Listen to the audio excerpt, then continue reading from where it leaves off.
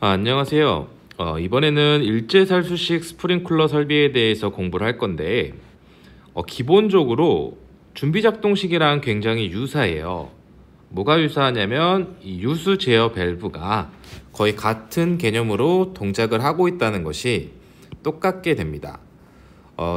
일제살수식 스프링클러 설비 같은 경우에는 모든 스프링클러의 설비들 중에서 유일하게 개방형 헤드를 설치하고 있다는 게 다른 스프링클러와 차이점이에요.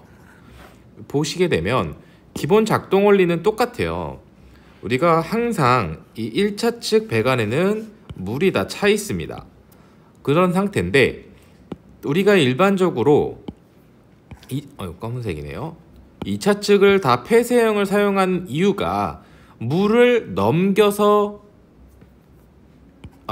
아니죠. 넘겨 있는 상태에서 방수를 하던가 아니면 헤드가 개방하여야만 물이 우리가 방사될 수 있도록 좋게 말하면은 우리가 오작동에 의한 수손 피해라 그러죠. 물에 의해 발생하는 수손 피해를 다 방지하기 위한 것들인데 일제 개방식 밸브는 우리가 밸브가 동작을 하면 물을 전부 다 뿌려준다는 게 차이점이 있어요.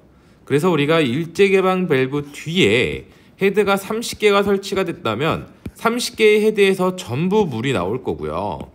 50개가 설치됐다면 50개에서 전부 물이 나오기 때문에 유일하게 우리가 수원의 양을 산정할 경우에도 우리가 기준 개수 곱하기 1.6톤이 아닌 고층은 다르지만요. 얘는 유수 제어 밸브 2차 측에 설치된 헤드의 담당 개수에 따라서 우리가 수원량도 구해지게 됩니다. 먼저 기본적으로 한번 봐보자면 항상 하던 대로 우리가 이건 유수 제어 밸브예요. 검지 장치가 아닙니다. 유수 제어 밸브 1차 측에는 항상 똑같이 물이 차 있습니다. 그리고 얘는 당연히 개방형 헤드를 썼으니까 2차 측은 그냥 공기일 거예요. 그러면 얘도 이 1차 측 물이 2차 측으로 넘어가지 못하도록 막고 있어야 될 텐데 우리가 그것을 클래퍼라고 불렀고, 이게 닫힌 상태를 유지하다가 어떠한 화재 신호를 받게 되면 얘가 이제 열리게 되는 거죠. 그럼 열림과 동시에 1차 측에 있는 가압수가 2차 측으로 넘어가게 되는데 얘가 열리면 바로 방수가 되는 것을 알 수 있습니다. 그럼 차이를 한번 봐볼게요. 얘는 이제 델류지 밸브라고 많이 부르는데 우리가 일반적으로 다 유수 검지 장치라고 불렀던 아이들 있죠. 유수 검지 장치, 드라이 파이프 밸브든 알람 밸브든 프리액션 밸브든 걔네들은 유수 검지 장치라고 또는 유수 검지 밸브라고 부르는 이유는 우리가 1차 측에서 2차 측으로 물이 통과하는지에 대한 여부를 검지하기 위한 밸브이기 때문에 유수검지 밸브라고 부르는 거예요. 그래서 유수검지 밸브에는 반드시 압력 스위치가 설치를 돼서 여기 이제 물이 통과하게 되면 이쪽에 설치된 압력 스위치가 동작을 해서 물이 통과된, 즉 유수를 검지하는 밸브 또는 장치였다는 거죠. 하지만 델류지 밸브 같은 경우에는 유수 검지 장치로 분류가 되지 않고 얘는 그냥 일제 개방 밸브라고 우리가 부르고 있고요. 밸브. 그래서 우리는 크게 나눌 때 유수 제어 밸브라는 게 있고 그 안에 유수 검지 밸브와 장치라고 되어 있는지 밸브라고 되어 있는지 기억이 잘 안 나네요. 밸브와 일제 개방 밸브 이렇게 두 가지로 구분을 하고 있어요. 모두 유수검지 장치 또는 일제 개방 밸브는 다 물이 흐를 수 있도록 제어하는 밸브들인데 일제 개방 밸브는 유수를 검지하지 않는다는 거죠. 그래서 우리가 개통도에 압력 스위치가 없게 됩니다. 그러면 유수를 얘는 신호를 발휘할 필요가 없는 거냐? 아니 왜 안 하냐? 라고 생각이 되실 수 있는데 결국 생각해 보시면 얘는 동작하면 그 구역에 물이 쏟아져요. 그냥 유수가 검지가 된다는 거죠. 바로 그 눈으로요. 직관적으로. 그래서 일제 개방 밸브 같은 경우에는 유수 검지 장치인 그 압력 스위치가 별도로 설치되지 않게 됩니다. 자, 한번 봐보겠습니다. 작동 순서를 보면 얘도 결국 교차 회로에 의한 신호로 우리가 밸브를 개방시키도록 구성이 되어 있는데, 먼저 A 감지기가 동작을 하게 되면 똑같이 화재 신호, 화재 발생 사실과 그리고 수신기 앞의 경종, 그리고 해당 구역으로의 경종이 나가도록 구성이 되고 있습니다. 그리고 이제 화재가 조금 더 번져서 옆에 있는 B 감지기가 동작을 하게 되면 얘는 이제 우리가 설비를 동작시켜야 하는 신호기 때문에 솔레노이드 밸브, 요 델류지 밸브에 설치된 솔레노이드 밸브를 동작시켜서 우리가 이 밸브의 개방을 알 수 있게 되는 거죠. 여기 맞죠? 네, 죄송합니다. 얘는 유수 검지 장치가 아니기 때문에 2차 측의 유수 신호는 따로 없고, 물이 2차 측으로 넘어가서 쏟아지게 되면 요 1차 측 배관도 다 압력이 저하가 되고, 이때 압력 챔버에 있는 압력 스위치가 동작을 해서 펌프를 기동시키고, 펌프가 기동됐다는 신호를 수신기의 부저를 통해 요 감시 제어반에 알리게 됩니다.